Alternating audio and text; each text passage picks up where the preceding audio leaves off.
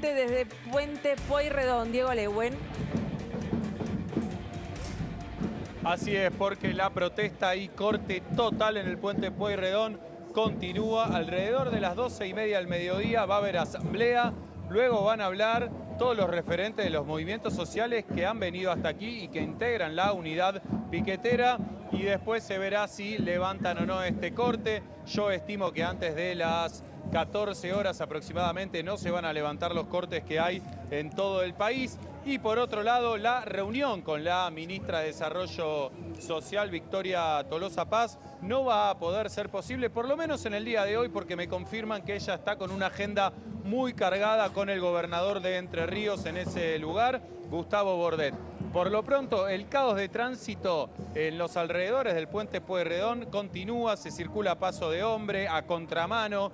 Los automovilistas tratan de llegar a destino como pueden y mientras tanto acá el cordón de la Policía Federal Argentina en estos momentos son los encargados de contener a los miles de manifestantes que han venido aquí y la custodia del Puente Pueyrredón directamente continúa siendo protegida por la Prefectura Naval Argentina. Atrás de la Prefectura Naval Argentina también hay motos de la Policía Federal Argentina y 2 camiones hidrantes que están mirando en sentido de capital hacia la provincia donde están en estos momentos las columnas de los movimientos sociales. Entonces, por ahora digo, el corte es total y no va hay a continuar. ninguna posibilidad. Sí, decime. No hay ninguna posibilidad de que se levante el corte, ¿no? A ver, hay que ver. Yo creo que una vez que hagan la asamblea y hablen los referentes, el corte se va a levantar, pero no creo que sea antes de las 14 horas. Después habrá que ver qué sucede con la reunión con la ministra de Desarrollo, ¿no? Si va a poder desactivar una futura protesta, que va a suceder, porque esto no va a cambiar. Los reclamos de los movimientos sociales opositores al gobierno van a continuar hasta no lograr lo que ellos necesitan. Por lo pronto yo creo que alrededor de las 14 se va a levantar, pero va a haber una nueva protesta en los últimos días de febrero o la semana que viene o en marzo. Eso no va a cambiar. Hoy la ministra de Desarrollo está en Entre Ríos en una agenda muy cargada con el gobernador Gustavo Bordet. Por lo pronto habrá que ver, porque recién para darte un ejemplo, en uno de los camiones que tienen con altoparlante donde hacen los actos, empezaron a nombrar uno por uno todos los cortes y a medida que decían que era corte total o parcial, los manifestantes aplaudían lo que estaba sucediendo y obviamente los logros que habían tenido en el día de hoy la unidad piquetera. Diego, vamos a actualizar y agregar los que haya que agregar. En este momento, José, ¿cómo está la situación y dónde está cortado? Vamos a ir mostrando el mapa de cortes. Algunos de estos 130 cortes vamos a tener a lo largo de todo el país. Primero arrancamos por acá, por el área metropolitana. Ahí lo que está mostrando Diego, tenemos corte en el Puente Pueyrredón, en el Puente La Noria, en el acceso este, en la Ruta 7, autopista Panamericana a la altura de 197 y autopista Buenos Aires-La Plata. En el ingreso a La Plata es ese corte que del piquetazo nacional en los accesos a lo que es a la ciudad de Buenos Aires. Después en las provincias vamos a Córdoba, en Córdoba capital, el corte es en el Patio Olmos, ahí en pleno centro de Córdoba, también en el Puente Centenario. Después hay corte en Jesús María y Colonia Carolla, en Montecristo, en Río Tercero y Cruz del Eje. Esto es en Córdoba. En Salta hicieron 12 cortes en rutas nacionales. ¿Cuáles son? En la 38 y en la 9, entre otras rutas nacionales donde hay cortes en Salta. En Formosa también hay 6 cortes en rutas nacionales. En Río Negro, uno de los epicentros fue el Centro Cívico de Bariloche. También hubo en Villa Regina, en la Ruta Nacional 22 y en General Roca. Seguimos con Neuquén. Neuquén también en la Ruta Nacional 22, en el Puente Chipoleti-Plotier y movilizaciones en Zapala, Chosmalal, Cutralcó, Plaza Huíncul y Chañar. Esos son algunos lugares. Y atención, un dato le quiero sumar a Diego. Desde el Ministerio, si bien Tolosa Paz no lo va a recibir, volvieron a hablar con la agencia oficial TELAM, que es básicamente como si hubiese hablado Tolosa Paz, y lo que le dicen a las organizaciones textuales, las organizaciones no pueden desconocer este proceso y que va a concluir de este modo. Los beneficiarios que no validen se dan de baja. Lo supieron desde hace más de 2 meses. No es una sorpresa para nadie, así que atención a esto porque desde el Ministerio... Con lo cual se va a tensar más la situación. Exactamente. Diego, lo que estás viendo en cuestión de pancartas, mensajes, ahí de todos los movilizados, son hasta el momento organizaciones de izquierda opositoras al gobierno. No ha aparecido ahí el movimiento Evita o la UTEP o alguna, a veces suelen solidarizarse y aparecen, no sé en este caso. No, Pancho, mira, ahí te estamos mostrando lo que es el título de la protesta de hoy. El fondo ordena, Tolosa condena, cese de los 160.000 despidos. Acá no ha venido ningún movimiento social oficialista, ni en apoyo ni en solidaridad con la unidad piquetera. Y por otro lado nos sigue llegando información del Ministerio de Desarrollo. Dicen que los dirigentes de la unidad piquetera ya fueron informados que los funcionarios del Ministerio y los equipos están trabajando para continuar con el diálogo. Lo que dicen es que la ministra no los va a recibir. Ya los recibió el año pasado y puso en marcha canales de diálogo y trabajo conjunto. Bueno, obviamente desde la unidad piquetera piensan distinto y van a continuar con las jornadas de protesta. Pero bueno, pero ya saben que no los va a recibir. Claro, hay posibilidades de que los reciba algún secretario. Exacto.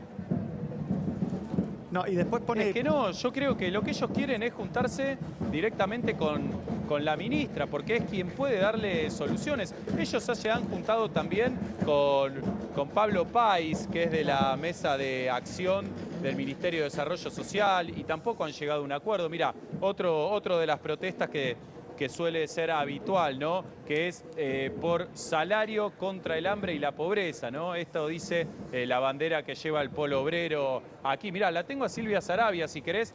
Le voy a hacer una pregunta... Dale. Breve, estamos en vivo, perdonanos, titular, ¿no? Una de las referentes de Libres del Sur. Si los recibe alguien que no sea la ministra Tolosa Paz, ¿ustedes levantan la protesta?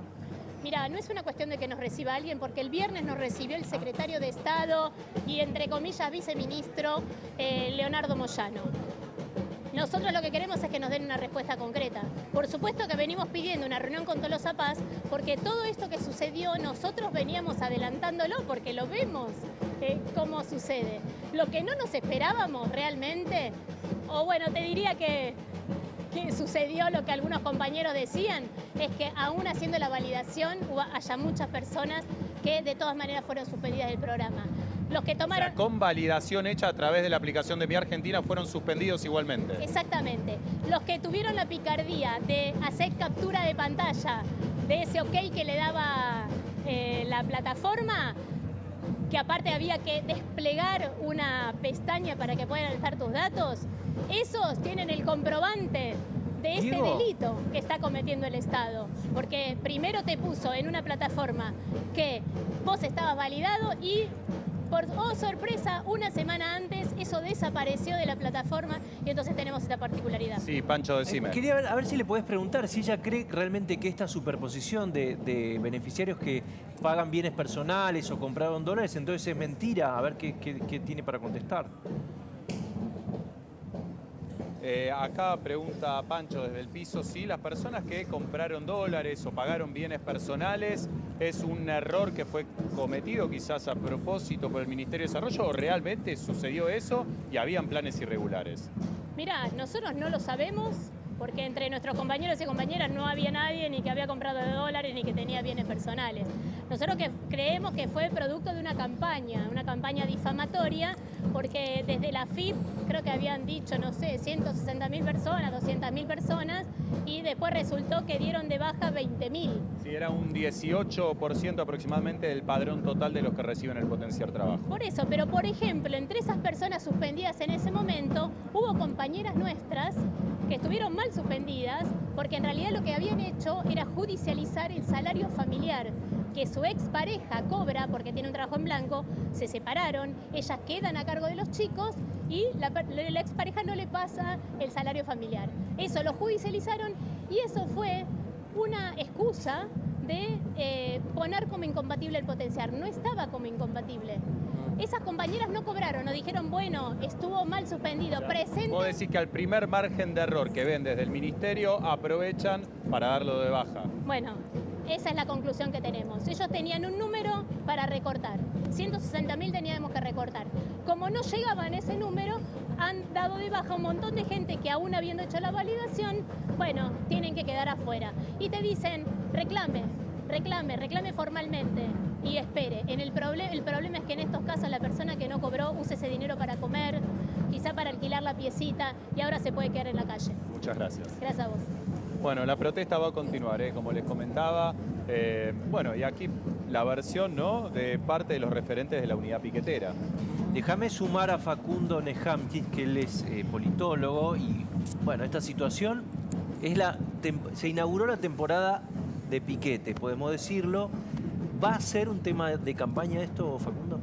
A ver, me parece que hay varios elementos acá, ¿no? Por un lado, siempre en año electoral las demandas de la sociedad se multiplican, porque es un año donde los políticos suelen ser más receptivos a las demandas, más sensibles a evitar que haya conflictividad en las calles, porque, digamos, eso irrita a la sociedad. Entonces, ese es un incentivo, digamos, para protestar, para movilizarse. Entonces, ese es un tema. El otro tema es que seguramente va a ser un tema de campaña, no el tema central, pero hay sectores que tienen un interés en ver si en la agenda de los candidatos está la cuestión vinculada a cómo se resuelve el problema de la transitabilidad por la ciudad de Buenos Aires y por los lugares donde hay piquete. Pará, y déjame solamente el tercer punto, que yo creo que es un tema central, que es las capacidades del Estado para regular el conflicto, para evitar que haya este tipo de problemas, pero también para unificar bases de datos, para poder ver qué persona recibe qué. Digamos, es imposible que hoy en el mundo del Big Data, donde, digamos, pueden detectar los precios con una aplicación como varía. ¿Pero eso es corrupción, no? No, yo creo que es incapacidad. Yo creo que es un problema de capacidades. Después puede venir corrupción. Hay mucho desvío de fondos hacia la política, ¿no? Eso puede pasar, pero además me parece que hay un problema de compatibilidad de base de datos, de cómo dialogan entre sí. De ineptitud, ¿no? Me parece. La oposición está convencida de que va a ganar las elecciones. Supongamos que eso ocurre. El día 1, ahí en esa manifestación, ¿va a estar el kirchnerismo también? No, es probable, a ver, no va a estar digamos, estas movilizaciones no son protagonizadas por fuerzas políticas, son protagonizadas por movimientos sociales. Lo que sí hay que esperar, lo que hay que esperar es que con el peronismo en la oposición, actores sociales que están muy vinculados y entrelazados con el kirchnerismo, sindicatos, por ejemplo, sindicatos más combativos y movimientos sociales que hoy quizás tienen una postura más proclive al diálogo y a la cooperación, tengan una actitud más combativa, es posible. También puede ser producto de dos cosas, puede ser producto de su propia posición política y también porque es probable que si gobierna una fuerza que hoy es opositora al gobierno, también tenga políticas más restrictivas contra esos movimientos sociales y los beneficios que sus afiliados tienen, ¿no? Digamos, a ver, estoy pensando una cuestión lógica. Si una fuerza opositora hoy, sumamos Juntos por el Cambio, Javier Milei, que son las dos principales, principalmente Juntos por el Cambio, llega al gobierno y no revisa los planes sociales, quién los tiene y no ajusta un poco la cantidad de planes sociales, es probable que sus votantes se sientan decepcionados, ¿no? Claro. Es esperable que haga eso. Ahora, también es esperable que estos sectores que reciben esos planes y pasen a recibir menos, también incrementen los niveles de protesta, ayer, ¿no? Rodríguez Larreta decía el problema de los piquetes se resuelve terminando con los intermediarios. Sí, ok. ¿Y qué pasa con esos intermediarios a los que se les cortan los fondos? Claro. Van a estar en la calle también. Siempre el problema es el tránsito hacia, ¿no? Siempre va a venir un país mejor. El tránsito, y sí, siempre va a venir un país mejor. El problema es qué pasa en el camino entre A y B, ¿no? Ese es el problema, porque hay muchos actores interesados en mantener ciertos statu quo porque se benefician de esos statu quo. Entonces, a veces es más difícil resolver esa cuestión y desanudar los intereses que hay alrededor de los temas que el tema en sí mismo. A veces los temas no se resuelven porque no se pueden desanudar los intereses que hay alrededor. Bueno, en este caso podría ser, por ejemplo, los intermediarios. Supongamos que la Argentina se recupera, empieza a crecer, a crear empleo genuino. ¿Estos que están ahí cortando, consiguen trabajo rápidamente? No, es probable que no. Que no. Rápidamente no. A ver, varias cosas. Hoy la Argentina no tiene niveles de desempleo altísimos, tiene niveles de pobreza altos. O sea, ¿qué quiere decir? Que no hay trabajos de calidad Claro, Y precarización que hay una parte, laboral. claro, de la sociedad que vive o de la economía informal, o niveles de precarización laboral muy altos. Recordá que uno de los empleos más altos que ha crecido en el último tiempo es de personas que tienen monotributo social. Entonces quiere decir que ahí hay un empleo, lo que era el viejo empleo en negro. Se precarizó el mercado laboral y hay una parte muy importante de la sociedad que no tiene las capacidades, las habilidades en términos intelectuales, educativos, como para acceder a puestos. Supongamos que, no sé, que Argentina se convierte en la India, entonces un centro de generación de empresas de programación, que algo de ese perfil desarrollan muchas empresas argentinas. No hay un mercado laboral que pueda cubrir toda esa demanda. Entonces es posible que vos tengas que incorporar gente de otros países o que las empresas tengan que ir a buscar gente de otros países porque con tu mercado laboral no lo podés abastecer. Por eso digo, siempre el problema es el tránsito entre A y B. ¿Por qué? Porque vas a tener una economía volando, vas a tener menos inflación, pero vas a tener una parte de la sociedad que no va a encontrar cómo se incorpora a ese mercado laboral mucho más dinámico. Y ahí entonces te juegan 3 elementos. ¿Cómo vos resolvés el problema del ingreso de esa gente en el mientras tanto? Que quizás no es un subsidio, te doy un subsidio, sino algún programa de subsidios, pero vinculado a capacitación y que tenga una temporalidad. Es decir, si en tanto tiempo no conseguís empleo, tiene algún tipo de desincentivo para que vos, digamos, no te conformes con el plan y salgas a buscar trabajo.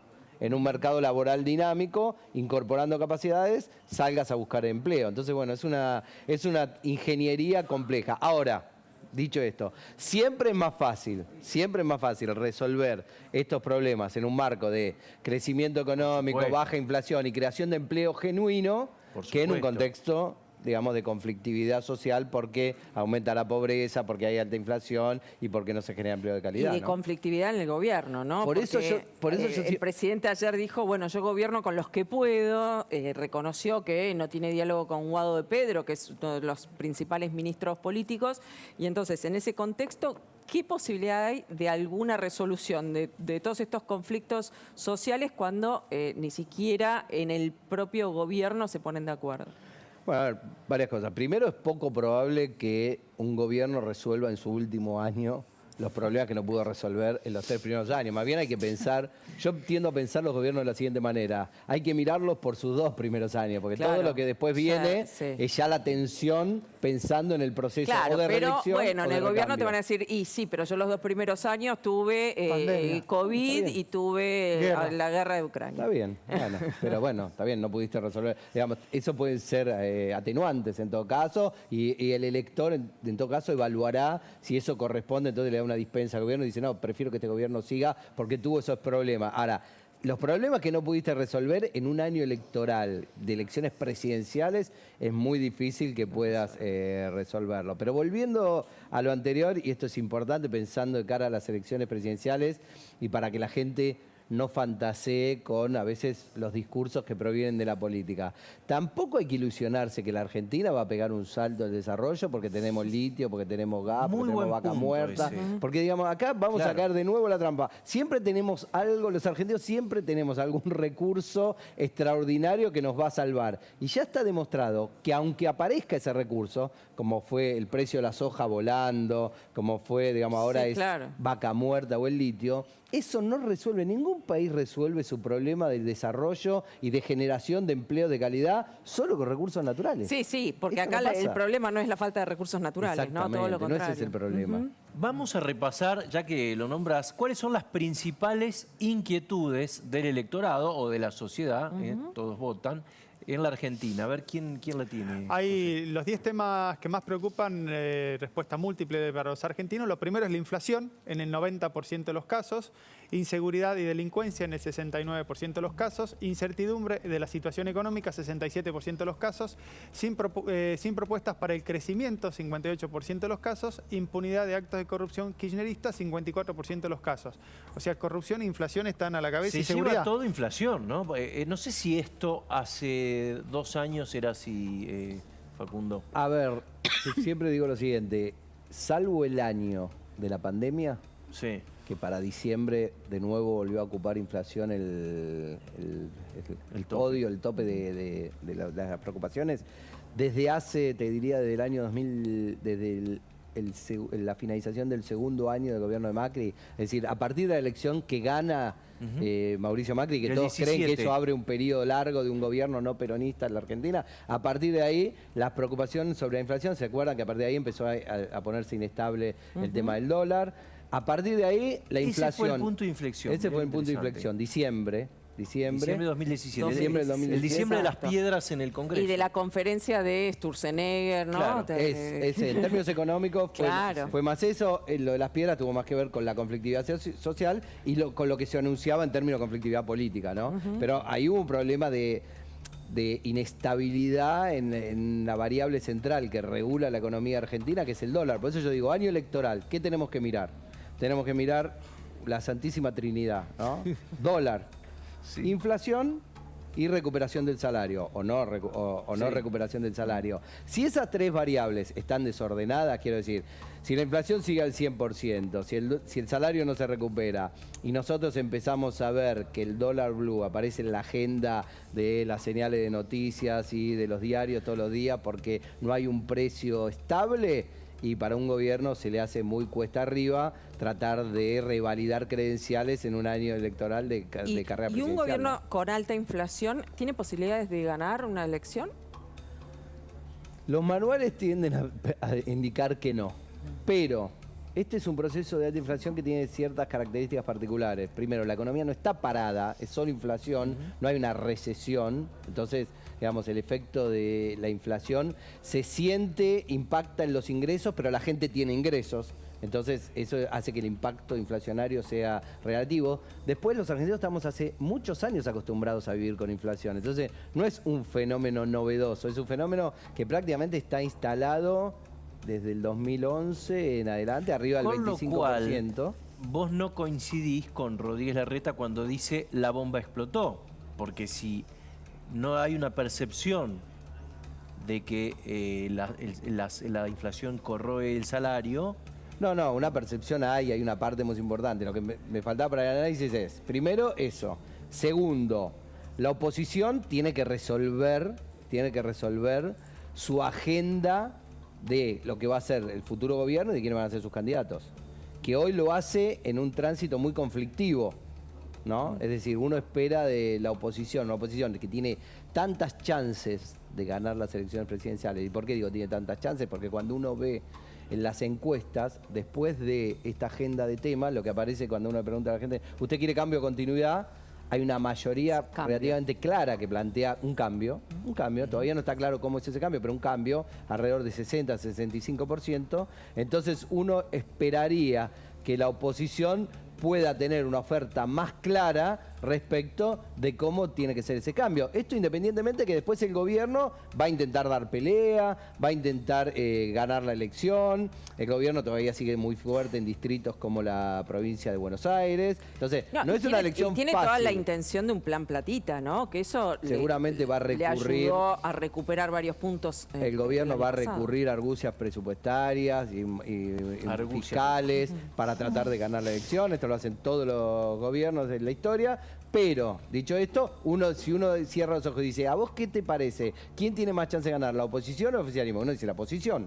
Así como en el 19 uno decía la oposición también.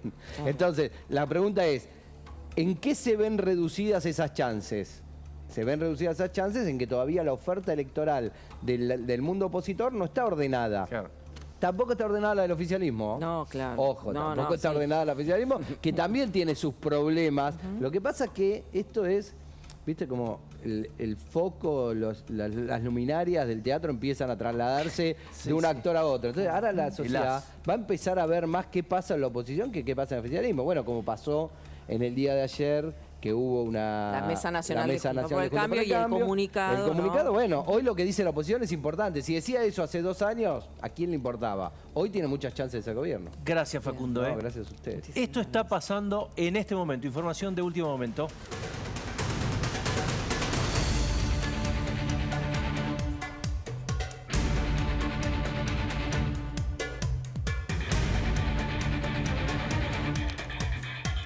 Día de corte, volvemos a Puente Pueyrredón. Diego Lehuen. Así es, porque en instantes, mejor dicho, ya está hablando Eduardo Beliboni, referente del Polo Obrero. Ahí pueden ver el camión cruzado prácticamente en el ingreso del puente Pueyrredón en sentido hacia Capital Federal. Van a hablar los 7 referentes de los movimientos sociales que están aquí en este corte, en esta protesta, que forman parte de la unidad piquetera. Después se va a hacer una asamblea y ahí se definirán las próximas cosas a hacer. A ver, si tiene que ver con un nuevo acampe la semana próxima, si va a haber otro corte y otra protesta la semana que viene. Bueno, todo eso, una vez que terminen de hablar los referentes, lo van a definir en una asamblea. Van a hablar de las próximas medidas de fuerza a tomar en el caso de que el Ministerio de Desarrollo Social no atienda sus reclamos. Diego, ya el Ministerio, bueno, te dijo a vos que no los va a atender. Supongo que es una información que les habrá llegado a ellos, o están como sobreactuando. No, por supuesto que ellos saben cuál es la situación, porque ellos son los referentes, son los que hablan directamente con los encargados del Ministerio de Desarrollo. Entonces ellos saben a ciencia cierta qué es lo que va a suceder. Ahora, a ver, mirá, acá está viniendo Eduardo Beliboni, referente del Polo Obrero. Vamos a ver si podemos tener unas palabras con él para que nos cuente un poco cómo va a continuar la jornada de hoy. Eduardo, ¿qué tal? Buenos días, vamos a ponernos acá. ¿Cómo continúa la jornada de hoy? Bueno, ahora estamos por hacer un acto luego de las reuniones de asamblea que se hicieron aquí y vamos a levantar en un rato. No tuvimos respuesta del pedido de reunión a la ministra, sí se comunicaron funcionarios del ministerio que dicen que la ministra no tiene agenda para recibirnos y que están dispuestos algunos funcionarios. El tema es que tengan respuestas. Si no es la ministra, quien sea, tiene que tener respuesta. Y la respuesta es operativos presenciales para que la gente pueda validar los datos, que no pudo hacerlo en forma virtual. Lo que pedimos es una cuestión muy razonable, muy de sentido común. La gente que tiene estado de vulnerabilidad también lo tiene en lo virtual. Queremos que el Estado vaya a los barrios. Por otro lado, ahora van a hacer una asamblea para definir un plan de lucha que va a ser de qué manera y cuándo. Si no hay respuesta, vamos a continuar probablemente la semana que viene y vamos a discutir la metodología. Si es un nuevo corte, si son movilizaciones o si es un acampe. Ahora, ¿ven una solución a corto plazo o a largo plazo en un año electoral de que ustedes no tengan que salir más a la calle? Ojalá, porque la idea no es salir porque es un año electoral. El que tomó la medida fue el gobierno de dar 160.000 bajas, no la tomamos nosotros. Ojalá pudiéramos tener la tranquilidad de tener la comida en los comedores, los programas que corresponden a las personas que lo tienen que cobrar lo cobren y no se utilice también esto para campaña electoral, el ajuste. Porque resulta que unos dicen que van a dar la baja, ni bien asumen, y otros ya están dando la baja. Parece que se pelearan por ver quién ataca más a los pobres. Desde un sector de la oposición dicen que quieren eliminar a los intermediarios que son los que entregan las listas de los potenciar trabajo. ¿Usted cree que esa es una solución? Estamos de acuerdo, se lo dijimos a la ministra de Desarrollo Social de lo que hoy es la oposición, es decir, de Cambiamos. Le dijimos, den los programas universales para todos los que lo necesitan sin intermediarios. Nos dijeron que no. Hicieron un acuerdo con el Evita, con Barrio Somos y creyeron que con eso resolvían el problema. Le dieron planes a esas organizaciones. Estoy hablando del gobierno anterior, ¿eh? Así que no hablen ahora de que duplicaron los planes. Es decir, no, yo no quiero ser intermediario de nadie. Yo quiero que la ayuda social llegue a los barrios, porque voy a los barrios y vivo una situación dramática en este gobierno y en el anterior gobierno. Muchas gracias. Gracias a vos. Bueno, hasta aquí la palabra de Eduardo Beliboni, referente del Polo Obrero. Asamblea, se levanta el corte y se define también el plan de lucha para la semana próxima. No descartó que haya un acampe. Bien, estamos atentos. Avísanos entonces, Diego. Gracias. Hasta luego. Hasta luego. Bueno, y mientras el gobierno...